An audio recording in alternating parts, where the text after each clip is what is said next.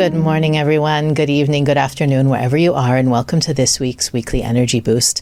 My name is Elisheva, and I have the pleasure this morning of being joined by someone whose work I have admired, I think, since 2019, and the opportunity to cover the topic of music as part of one's spiritual journey. When I saw that opportunity, I reached out to Murray, and magically the universe conspired to make it happen in a pretty remarkable way. So today I'm joined by Murray Hidary, who is a musician and tech pioneer and just a generally amazing person with an amazing story and background. So I'll let him introduce himself in a moment. But the real reason we're here with Murray today is because every week on the Weekly Energy Boost, we provide our listeners with the most powerful and practical tools to navigate the coming 7 days. We do that by pulling from teachings and tools from the wisdom of Kabbalah. And inevitably, those time-relevant, time-sensitive teachings end up being applicable any day of the week, any week of the year. And there is a certain calling we have this week to listen to the universe. And we talk about that a lot on Weekly Energy Boost. It's not a new concept if you've been listening for any period of time, but there is a specific attention put to the power of music and to the enhancement that music can provide to our prayers, to our meditations, and to our overall well-being. And I had to jump on the opportunity to highlight that this week, not to let another year pass by before we get that opportunity. And for that reason, Murray is here with us. So first of all, thank you, Murray, for joining us and making it work so seamlessly. Great to be here, Elisheva. Would you take a minute and let people know why it's so powerful to have you here today to talk about this with me? Oh, well, thank you for that. I'm always exploring. I'm always looking to kind of open an inquiry deeper into the nature of the universe, into the nature of the human condition, our own consciousness, and how that relates to a larger notion of consciousness. And for me, as a pianist, as an artist, as a musician, I do that through music. And that's the language that I conduct that inquiry and that conversation. And so that's, I think, what we'll be talking about today. For sure. And just for a little more context, Murray, you spoke at as part of a series we had at the Kabbalah Centre in Los Angeles in 2019 called The Lighthouse, that was inspired by the work of my teacher, Karen Berg. And the program brought different, I'm going to use the word expert, different specialists in various fields that bridged between consciousness and something. Yeah. So you represented consciousness and music, and you shared something in that session. First it was a talk, and then it was an experience. So I can't really describe the experience. You'll have to do that. But you shared something so powerful about sound and the sound of the universe. And I hope that you can share that with our listeners, because that has stayed with me. I mean, it's almost 4 or 5 years already that as a music, I mean, I've always been, I use musical metaphors in teaching all the time. I played piano for a long time as a young person and thought I would make a life in music theater for a while until I found Kabbalah. So that explanation for me really solidified why my connection to music is so powerful and so intrinsic to my own journey. Absolutely. And that was an incredible evening that we all shared at the center with Karen there and everybody. It was a very special evening of having a conversation, but then having an experience. And I think that's really what I think music provides, is an experience. You know, we can intellectualize consciousness. We can intellectualize the divine. We can intellectualize all these concepts.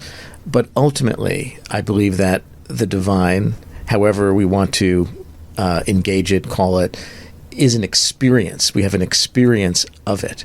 Then the question is, what is the most direct route to that experience? So I believe that's what we shared there. For those not familiar with the work I do, it's called Mind Travel, and we use music to have that experience and use music in all its powerful ways. The way I think about how music is such a effective pathway to the divine, I think the first understanding we all need to have is to recognize that the universe is this infinite spectrum of vibration. And if we look at a lot of the teachings in Kabbalah, in Jewish mysticism, right, we have this notion of tzimtzum, right, at the core of it. Well, how does that relate to music, right? And what's so fascinating is that when we look at simply the ability to create music, music starts with a contraction. Music can only be created through its own notion of tzimtzum, right? Of a contraction, of a withdrawal. And that happens in two ways, right? On the one hand, in order for any instrument to make a sound, right? Think of any instrument. Well, take a violin as an example, or a cello, any string instrument. First step is we must actually constrain the string. We tighten it on both sides, right? And then we must have a space for the vibration, right, to resonate. And that's the chamber, right, the wooden box of the violin or cello. Or same thing with a wind instrument or a brass instrument, right? We have to constrain the lips, have to be constrained to create the sound. And then it is the hollow space, that withdrawal, right, that actually resonates in the bore of the clarinet or the oboe or the trumpet. A percussion instrument. First, we have to stretch the membrane over the drum, but it is the hollow space of the drum, that withdrawn space that we have carved out, right, that actually resonates. And so music becomes this ultimate metaphor for the creation of the whole universe. But it's not just a metaphor, right? We actually experience the universe in an infinite spectrum of frequencies and vibrations, some of which are accessible to us through our senses. So light, as an example, we experience light through our sense of sight, but only a very small fraction, right, of light, of electromagnetic frequency. Right, most of it is invisible to us. Look at X-rays, microwaves, all these frequencies that are outside the range of our sight, but they exist nonetheless. We can access them through instruments. Take sound. We can hear sound, but only a small fraction of it. A lot of it lies beyond the capability, right? It's either too low or too high for our ears to sense. So there is what's available to us, and then there is this hidden universe of frequencies. But they're all happening, and they're all happening all the time. And it's a question of how do we interface with them. Some of them available to us, most of them not. But we can access such a harmonious connection with the universe through music. Music is the language of the universe because it's the language of vibration. And so when we think of, so many traditions have the notion of, using sound to access the spiritual. Even at, Har Sinai, at Mount Sinai, there was this, right, this universal sound, right, in which the transmission, right, took place. And that's the story we're told. Well, you could imagine what this overwhelming sound, it would be frequencies of all vibrations happening simultaneously. And that's really what's happening around us all the time. From the smallest, right, you have the movement, the kinetic movement of subatomic particles, right, vibrating at the fastest levels inside of atoms, quarks, and all these various particles.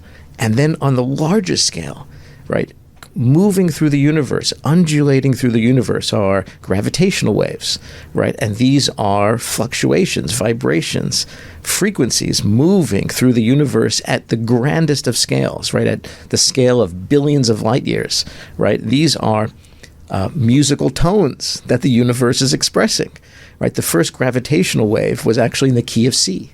That's what scientists figured out from its frequency, caused by collisions of neutron stars and black holes. I mean, it's just incredible, right? The universe is musical. That to me, when I heard those words, I was like, yes, that's... I mean, it truly is. This is not poetic. It's I'm not being scientific. poetic. That's seeing you prove it on a screen with research was absolutely mind-blowing for me. Absolutely. So the universe is expressing itself through music in its own way, some of which we can hear and most of which we can't, but we can access through, right, our advances in science and deeper understanding and different tools, right? So that's what's fascinating, is we discover the rhythms of the universe, the interwoven melodies and harmonies of the universe, because everything is vibrating to its own rhythm. The only difference between one particle and another, one boson and another, these are physics terms for subatomic particles, one quark and another. The only difference between them is the rate at which they vibrate. I'm sure many of you listeners might have heard of string theory. That's a whole theory based on different filaments at the smallest level vibrating, and that's what determines the different elements of matter, the periodic table, right, that we have, that all of those are just different vibrations, which manifest as different forms of matter, whether it's hydrogen, helium, oxygen, carbon, on and on and on. And so it's kind of beautiful to think of the universe in that way. And of course, all of it started, right? We can, right, whether we call it the Big Bang or this initial, right, expansion of life, but all that started with a perturbation, a vibration in this unified quantum field, right? There was a field in which there was a vibration, and that started it all, right? And okay, that first mover, that inspiration, right, we call God, we call Ein Sof, there is no beginning and no end to all of it, yet it is vibratory. It is a frequency, a vibration that started it all. And that's what I find so magnificent, and why there's such a deep connection for me between music and a deeper understanding of the universe.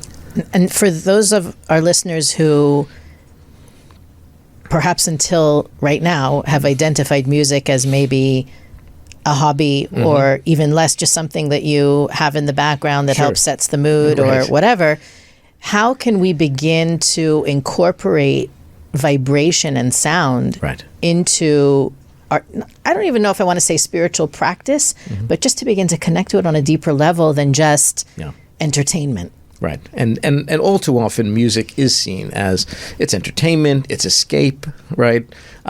Or it's background playing in the mall while we're shopping, right? I mean, it's kind of tragic to use music. To me, that's what there's low frequencies of that experience. That's then I want to talk about the higher frequencies of those experiences. That's right. So the very intentional use of music is about using vibration and frequency, right, to a deeper means.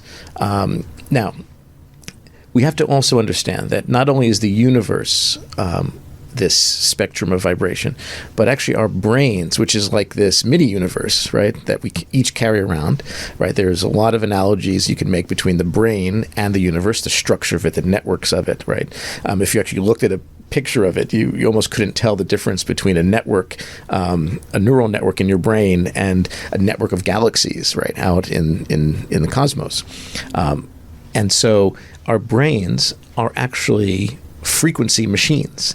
They are emanating electromagnetic waves at different frequencies, and at different frequencies throughout the day.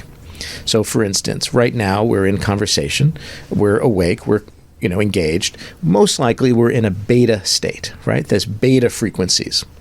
That's a certain kind of speed of hertz of frequencies. Now, when we go to sleep at night, we're typically in theta. And then in deep sleep, right, in that phase of sleep, we're in delta frequencies, very, very slow, deep. They're healing, they're rejuvenating, right, and that's where we get that deep rest from.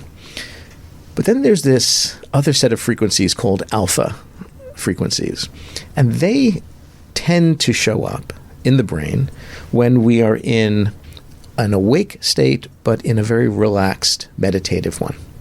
It can actually even happen when you're watching TV and kind of zoned out. But intentionally, when we are, whether meditating or in prayer or listening to music, the brain can slow down enough to get into this alpha state. Now, this state is incredibly relaxing, but it's also very connective. Some people can call it a flow state that you can get into. But a lot can take place here in terms of deep connection that is not available as much in beta, and certainly we're not awake during our sleep state, right, to even be aware of it. So you're awake, so you're in this kind of awake conscious state, but feeling deeply connected and observing it all, aware of it all. And music can actually help us attain that state very efficiently. So we use technologies, acoustic technologies, called binaural beats. That's one way to do it. This is a fascinating technology where you kind of send one signal, one pitch, one tone to one ear, and a slightly different tone to the other ear. And the brain is always trying to reconcile and make sense of the world. It hears these two slightly different pitches, and it ends up producing this, what we call a binaural beat, a beating sound in the differential frequency. All that means basically is that the brain is actually doing something that would typically happen just in the air, but by using headphones, it's actually replicating that experience. It's quite mysterious how it even does that. But it ends up what we call an entrainment. It ends up hearing that differential, and let's say it's a 8 hertz differential, and it starts to generate that frequency of wavelength, which turns out can be the alpha wavelength. And so we use these pitches very deliberately, very intentionally to kind of coax, if you will, to massage the brain into these deep states of consciousness. So in addition to our conscious state, in addition to our sleep state, and our deep sleep state, we have this kind of what we call a fourth state of consciousness, which is we're awake, but we're kind of deeply connected. And that's where experiences of the divine, of deep connection, can happen quite profoundly. And I just want to say something. We didn't talk about this ahead of time, right, but we had a discussion, I want to say it was about 6 months ago, about brainwaves and using meditation to get into alpha. Yeah. We didn't talk about binaural beats, which I love your explanation because I use them and I don't know how they work, but now I do. The conversation back then revolved around the fact that when we are in our normal monkey mind, day to day reacting and responding to everything that's going on around us, we don't have access to that state. Right.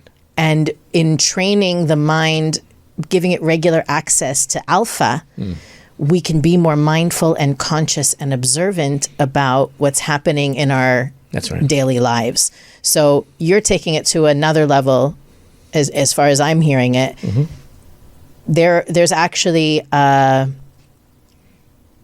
training we can do. That's right. To allow ourselves, and in the context of the previous conversation, it was how can we be more open to what the universe is trying to give us, to the gift. We may call it coincidence when we're reactive, or that's, people tend to look at the world as random and chaotic. Right. When we're in that more connected flow state, we're able better to see those connections and to allow in those upgrades that the universe is constantly trying to push us towards. And it's, for me, it's important when I think about exactly what you said. For me, it's very powerful to think that all those opportunities, right? All those opportunities that the universe, right, hands us on a platter in a way, they're all around us all the time. Right. And it's a question of whether we see and hear them or not. But they're all there all the time. It's like a huge buffet, right? A huge buffet that's there. And you just don't see it. And you're like, I'm starving. Where's the food? And meanwhile, there's like this huge buffet there. And if you just turn to see it, right, you'll be able to feast on the, benefits of the universe. Right. And so there was actually some wonderful research done by this psychologist. His name is Dr. Richard Wiseman. He wrote about research about luck, about why do some people seem more lucky than others.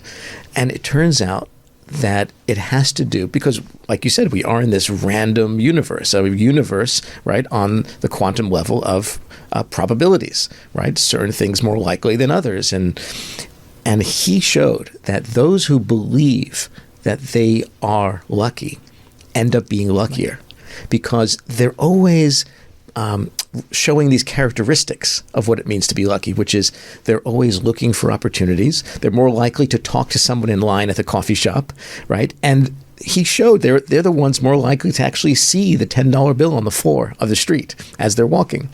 And he showed this, right, across thousands of people. So totally fascinating that we can actually, right, hear and see the universe and gain these incredible opportunities just by having a fundamental opening to it. And music can train us in this way, because in order to really engage with music, it takes attentive listening, right? It's not just in the background. And certain kinds of music, certainly the kind of music that I aspire to create and offer, it really commands your attention. It brings you into the present moment.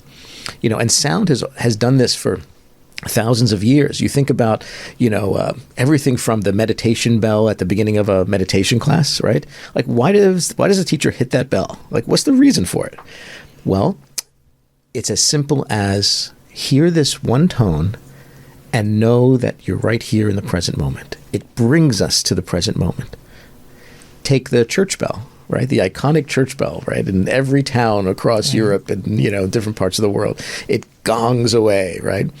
What is the point of that? Is it just to tell us the time? Well, maybe it's telling us the time is now, right? It's just hitting that gong, hitting that church bell is like, the time is now, right? And what are you doing right now? Where is your attention right now? Is it in the past? Is it in the future, right? Is it lost in that monkey mind, as you said, right? Or is it present, focused right now on what's available, what's in front of you, right? Do you see the opportunity? Do you see the opportunity and the availability to grow and learn in each moment? Is there a way that music can interfere with that flow and connection? Or maybe I shouldn't use sound. I should say resonance or vibration. So far, we've talked about it in a positive and constructive way. Is it possible for it to have the opposite effect? I think it is. It's like any tool, right? I mean, if we had a hammer in your hand, right, can you create with it? Can you build with it? Yes. Can you destroy with it? Yes. So what is the intention of the music? There's a lot of music in the world. It's also a very noisy world, right? In so many ways, like physically and metaphorically. It's a very noisy world. And so how are we either engaging in sound and music that's going to liberate us and open us, or how are we going to use sound that's going to continue to stifle us and constrain us? So, there's a lot of types of music. They might not be, my type of music. They have lyrics that are quite violent, lyrics that are quite, negative, putting women down and glorifying certain kinds of lifestyle. It is music. I can't say it's not music, right, but it's probably not the most healthy kind of music in terms of what we're talking about. It's something that we often talk about less in the conversation around music, but more in terms of vibration and frequency energetically as a person.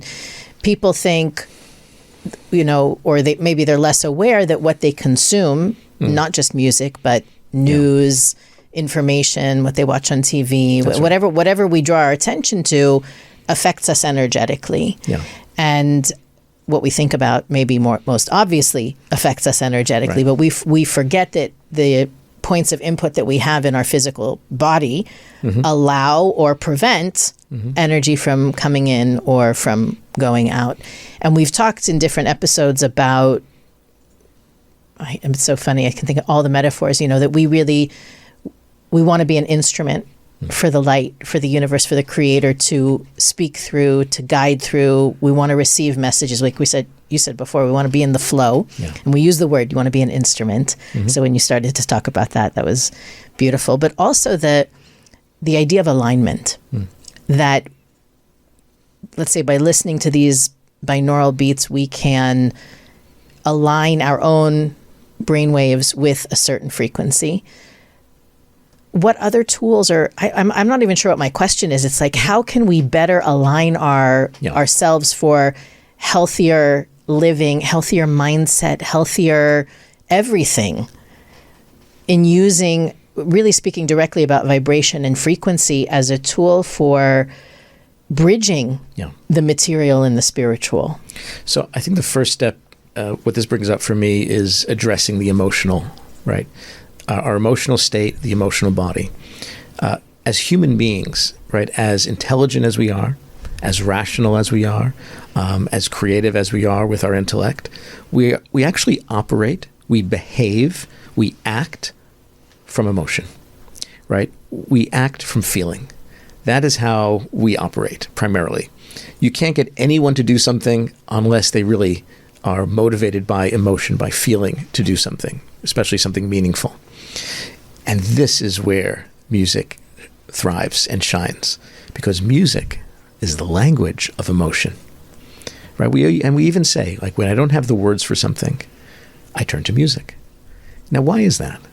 Well, if we look at the language of music compared to, say, our spoken everyday language, there's some similarities, but there's quite a stark difference.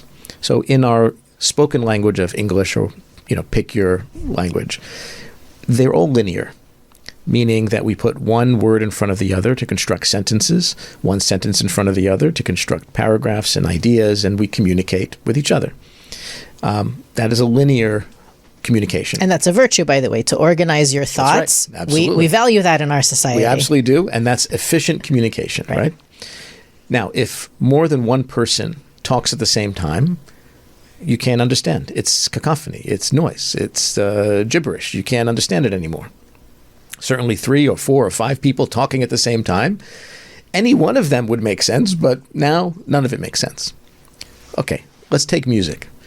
We can certainly have an instrument play one note after another, creating a melody, one melody after another, creating a phrase, on and on. And that's beautiful, right? Now, we take a second instrument playing its own sequence of notes and melodies, and you play them at the same time. You now no longer get noise, but you get what we call polyphony, right? We can say harmony as well.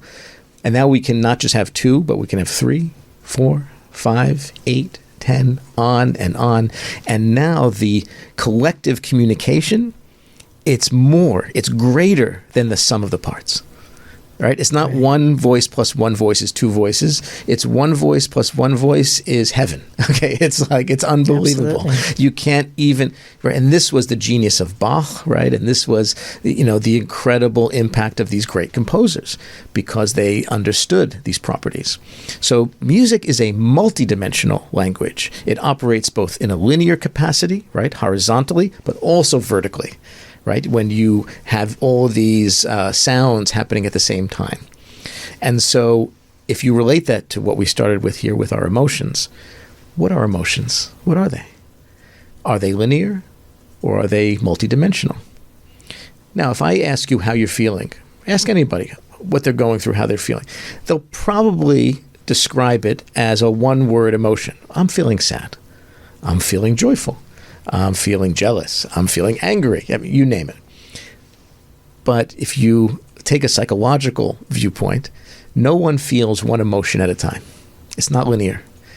You might have a heightened emotion, but under that, like an iceberg, you'll have one emotion that is most visible, most pronounced, but underneath is a host of other emotions layered that are supporting that most pronounced emotion. So it is multidimensional. Our emotions are multidimensional. And when we're going through it, it's like a tangled mess of yarn, right? Of string, a ball of string that's all tangled up. And processing emotion is like untangling that, ball of yarn. And so music can really help with that, because it can give voice to all those layers. And that's why we can listen to a piece of music and get emotional so quickly, so immediately, resonate with it so powerfully, because it is speaking to all those layers of emotion that have no voice, that have no words to them, because they're so tangled up, especially when you get to intense emotional states like grief, like intense grief. Now, you sit with friends, you sit with family, you have no words for it. Maybe you're sitting Shiva and you're like, so you revert back to telling stories and, and trying to create some chatter that it's going to fill the space. But deep down, there's deep pain. How do we process that pain? It needs a languaging. It needs an expression. Crying is part of it, but it needs to be expressed. And so music can play a pivotal role, a profound role in giving that pain a voice so that we can feel it. And the only way to have that pain move through us is by actually feeling and expressing it. And that's where music can play such a powerful role in our emotional regulation.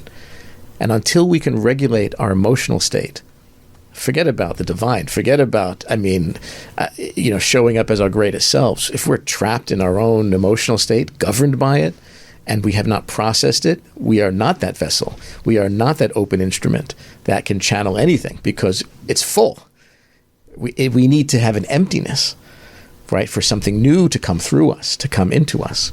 But if we're filled with pain, there's nothing that can come in. And we always use the metaphor of swamp versus river. You want to be clear. Right. You want things to be able to flow through you. Exactly. Movement, yeah. Anything that you're holding on to is going to create. Right.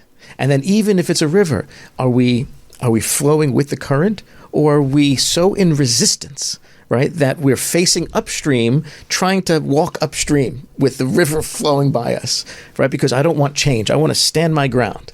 I'm afraid of where the river might take me, right? What's around the next bend. So true. Right? So what's our relationship with the river, even if we're in the river?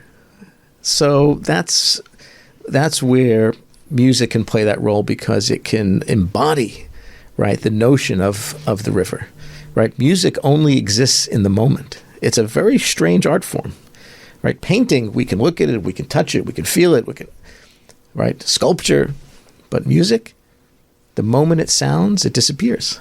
It's gone. It's ephemeral. You can't hold it. I can hold the instrument, but I can't hold the music. I can hold the paper, the score, but I can't hold the music. The sound rises and falls away. So you must be in the moment in order to truly hear the music. Is there any value? I'm sure there's value. Is there any hierarchy in value among instruments, even including voice? Like, sometimes you hear a voice and it could be, doesn't matter the language. Yes. Doesn't matter the words they're saying. That voice pierces so deep. Yes. Does the frequency vary by instrument? So it's a beautiful, how does the frequency very vary? Beautiful question, actually, more so than you may even realize. So we're human beings. So I think that as human beings, all music that we resonate to emotionally, that we respond to emotionally, is all about mimicking the human voice, right? The spoken and singing voice. So if you look at, say, an instrument like the cello, why is the cello so resonant with our emotion? Because it is the same range, frequency-wise, as the human voice. And so when we hear a cello wail, like play something gorgeous, a beautiful melody, it's like the soul of the human voice that's singing. So I think that's part of it. The instruments that most closely resemble the human voice really tend to move us deeply. At the same time, take something like the piano. Why do so many people have such their favorite instrument is the piano? Why is that? Well, the piano, I think, represents and manifests the ephemerality, the impermanence of life, right? It's the instrument where it's a string instrument on the one hand, but it's also a percussion instrument. There's hammers that hit those strings. The moment you hit the key, the hammer hits the string, it strikes. That's the loudest it can be. It can never get louder. It only disappears. It only dissolves from there until you hit the next note, and the next one, and the next one. So it is this beautiful analogy to the impermanence of all things. You hit the note, it fades away. You hit the next note, it fades away. Now, a string instrument like a violin or a cello, they have a transcendent quality to them, meaning you can strike the string with the bow, but you can actually get louder. And then you can, with good technique, you can change bows, and it seems to last forever. And so it seems to represent, right, the eternal. And that's why strings are always used in that way, because they transcend impermanence. They tend to connect us with something eternal because they can last forever. And you can play them that way. So each of these instruments has their own characteristic. And it's a question of how we use them. And then our responding to them will depend on how and what they're communicating in that way. Now, some frequencies, it's important to note, see, our body itself, our physical body, each of us, is an instrument, right? I don't just mean metaphorically, right, like we were saying before. No, it's a physical instrument. It is a hollow body. Right? We have our bones and we have chambers in there that are empty, like our lungs, right? Have the capacity to be filled with air. So there's a resonance to our body. But all of our bodies are different. Your body's different than mine. My body's different than the next person. So each of our bodies will resonate differently. Part of what connects everything in the universe is not just that everything is vibrating, but everything resonates to vibration. That's a critical part to this. It's not just that everything is moving to a certain vibration. Everything is also sensitive to being vibrated, right? To being resonated. If it's like that classic example of, rubbing your fingers on the top of a wine glass, and then if you do it at a certain frequency, what happens? Like the window will break, right? How could that be, right? Well, that happens because, right, the window itself is at a certain resonance, and if you hit a certain frequency, it shatters. That's incredible. There's a deep connection between the two. Our bodies are like that. We have a resonance to us. So if certain frequencies are present, we'll have a certain impact on our body.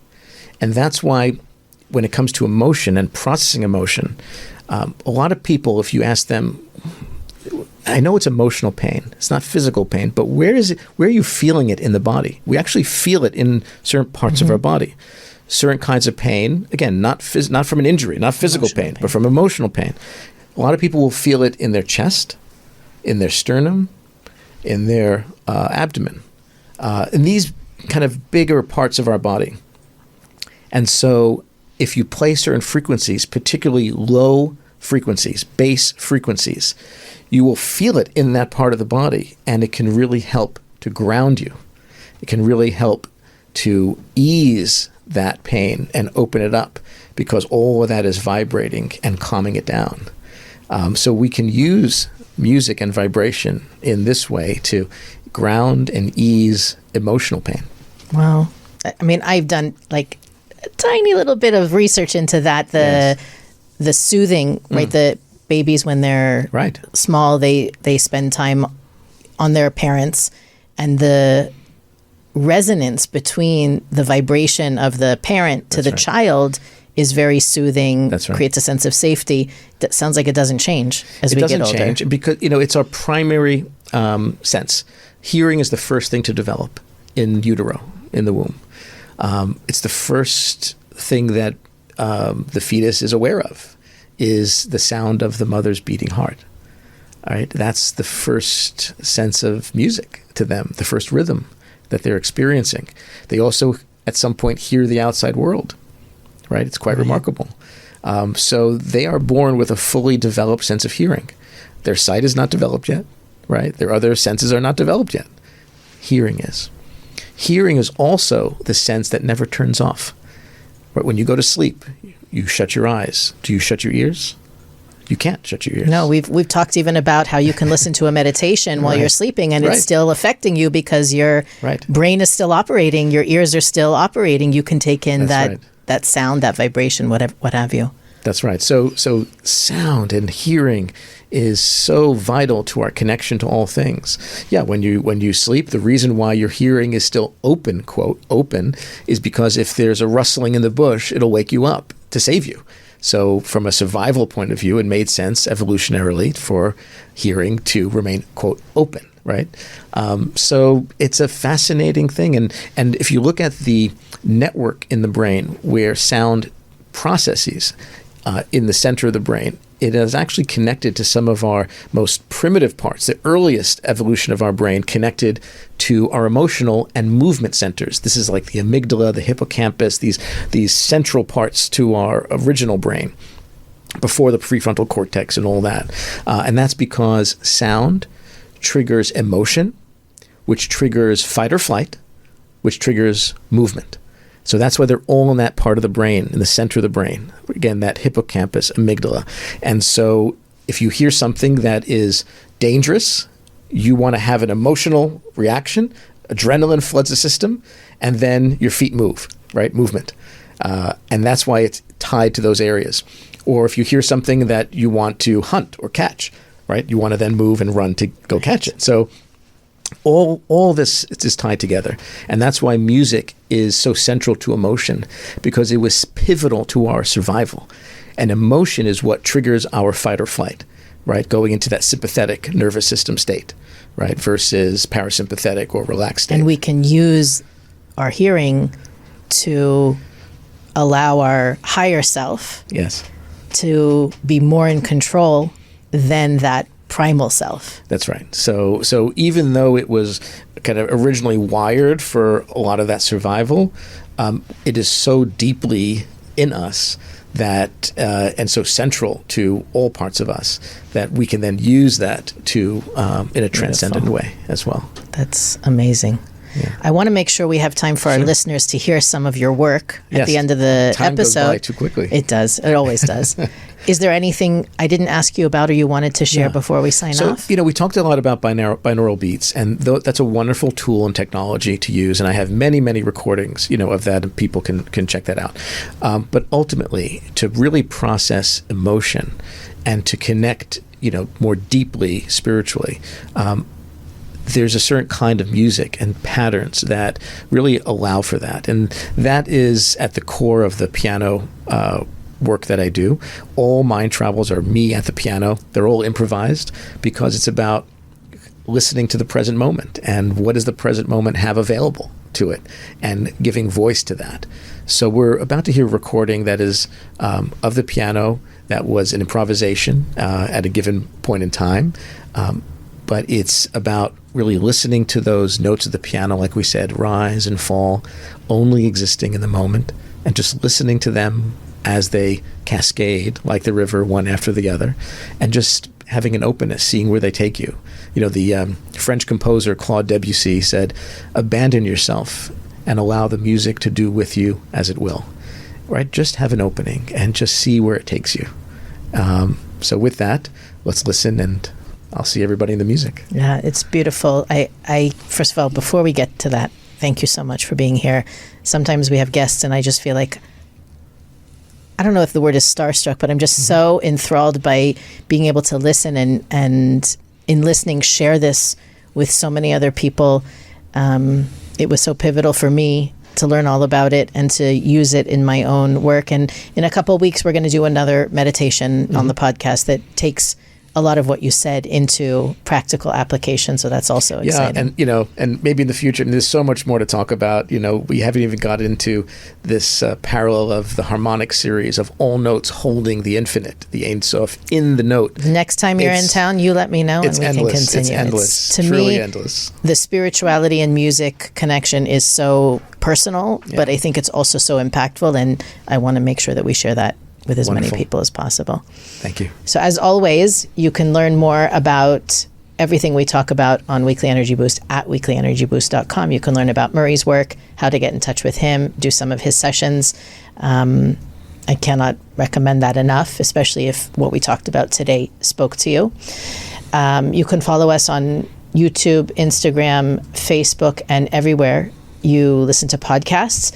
At weeklyenergyboost.com. You can also click the donate button to support our podcast. You can write us an email from there. You can share episodes, look at our archives. But most importantly, if you're listening right now, think about the people in your life who would benefit from this, hearing it, understanding it, using music as a tool in their spiritual journey, in their healing journey as well. And hopefully we'll get to have Murray back here as soon as his schedule allows. Again, thank you.